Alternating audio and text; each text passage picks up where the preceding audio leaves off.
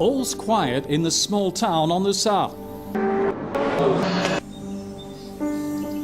For 51 weeks a year. But for 1 week, the 24 Hours of Le Mans rules the region.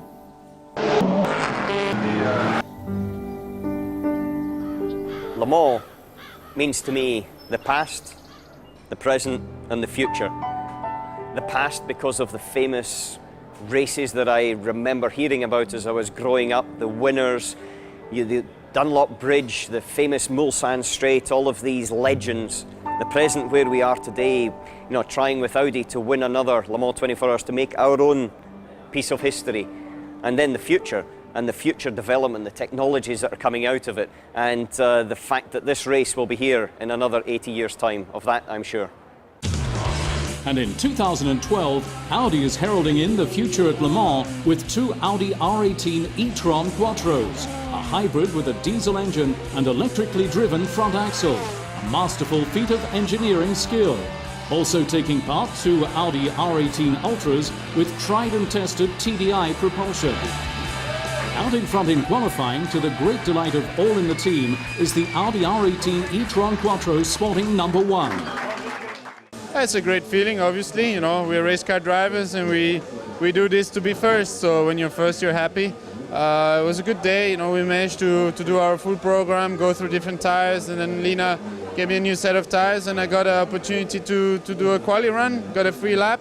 Didn't manage to get all the sectors together to have even a better lap, but I think we can be happy for today, and it's a great reward for the mechanics as well. They've been working so hard, rebuild the car all night, and actually the whole year they've been working really hard to prepare this great new car we have. 16th of June 2012, the start of the 80th running of the greatest race of all. Audi up front in a keen battle with the quick Toyotas. After just a few meters, and this overtaking maneuver, places 1 to 3 are in the hands of the Germans. But the race is long, the lead hotly contested. Through the evening, the duel for first place is breathtaking, constantly switching between numbers 1 and 7.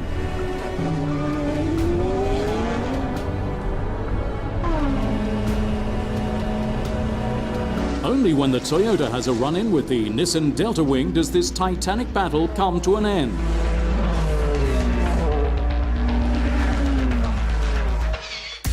Night then falls, the toughest experience for the drivers at Le Mans. Audi established a three-way lead. Toyota, after problems and crashes, are out of the race. However, the team, led by Audi Motorsport boss Dr. Wolfgang Ulrich, also suffers some setbacks. During the night, Marcel Fassler has a spin in the e-tron Quattro while leading the race, but is able to carry on with no problems. Morning comes and all four Audis are performing consistently. At the moment, it's looking very good. The two e-tron Quattros in the lead and then the two Ultras, but there are still over 7 hours to go. Audi dominate the race, the battle for podium places becoming especially tense. Over the last 79 laps alone, the lead changes 8 times. In the end, with an 11th victory at Le Mans, Audi again make history, and do so for the first time with a four-wheel drive hybrid.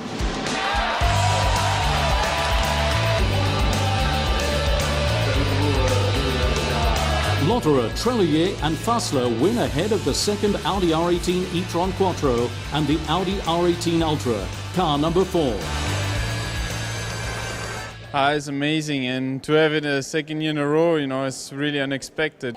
Yes, it's a huge weight off our shoulders, a huge relief. I'm thrilled because we've waited so long for this moment, and the last hour simply seemed like 10, because you're actually looking at your watch every 10 seconds, thinking, when's it finally going to be 3 o'clock? Yes, it's really fantastic.